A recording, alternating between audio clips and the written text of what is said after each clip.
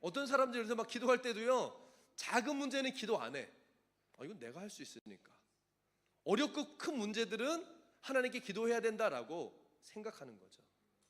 작은 건 내가 하고 큰 문제는 하나님이 해주시는 게 상식적이고 합리적인 생각이라고 할 수 있어요. 그런데 사실요, 예수님의 입장에서는 큰 문제, 작은 문제 여러분 차이가 없어요. 하나님이 태양을 만드실 때랑 풀을 만드실 때랑 나무를 지으실 때랑 하나님은요, 그게 별반 차이가, 하나님의 입장에서는 별반 차이가 없다는 거예요. 이해되십니까? 아멘? 감기를 낫게 하는 거나 암병을 고치는 거는요, 예수님이 볼 때는요 아무 차이가 없어요.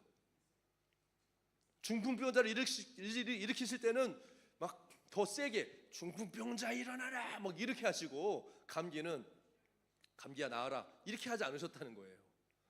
죽은 자를 살리시는 것도요, 막 기도를 막 더 세게 해야지 죽은 자가 살아나는 게 아니에요. 여러분, 나사로를 살리실 때 예수님이 막 금식하고 기도하지 않으셨어요? 어떻게 하셨어요? 나사로야 나와라. 이게 예수님이 하신 말씀이잖아요. 무슨 말입니까? 하나님의 능력은 변함이 없다는 거예요.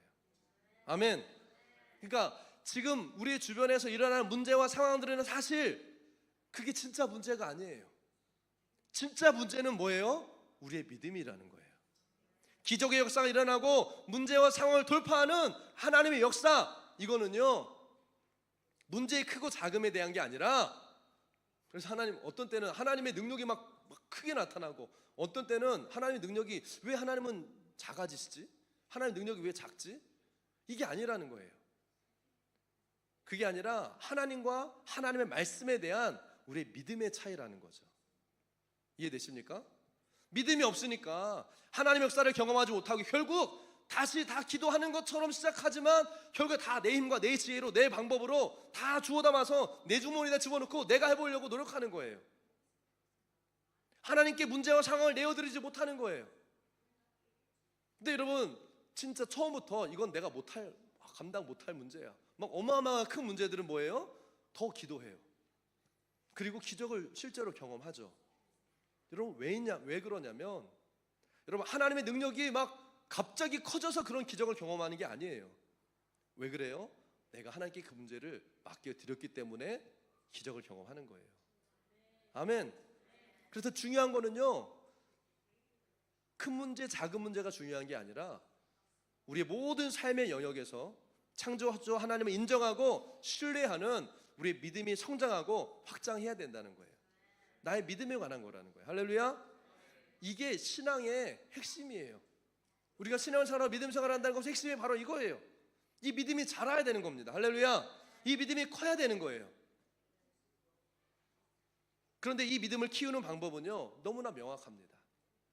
하나님의 말씀과 기도예요. 아멘. 하나님의 말씀을 잘 듣고 말씀을 붙들고 기도하는 거예요. 근데 이게 너무 명확하고 분명하고 사실은 할 수 있는 거거든요. 그런데 이게 이런 이유 저런 이유, 이런 핑계 저런 핑계, 이게 잘 안 돼요. 그리고 막 하루 이틀 하다가 또 쉽게 포기가 되어져요. 적용이 안 되는 거예요. 어플라이가 안 되는 거예요. 열심히 하는 것 같다가도 어느 날 보면 막 휙 식어져 있고 안 되는 거예요. 말씀과 기도가 우리의 믿음의 신앙의 성장의 중심이고 키이고, 그게 우리의 믿음을 자라가게 하고 하나님의 능력을 경험하게 하는 건데 이게 잘 안 되더라니까요. 그래서 여러분, 개인적으로는 쉽지 않아요. 하지만 영적인 공동체, 이것을 함께 할 때 서로 격려하면서 이게 가능해지는 거예요. 그리고 집중적으로 할 때 이 효과가 배가 될 수 있는 겁니다. 이해되시죠 여러분? 아멘.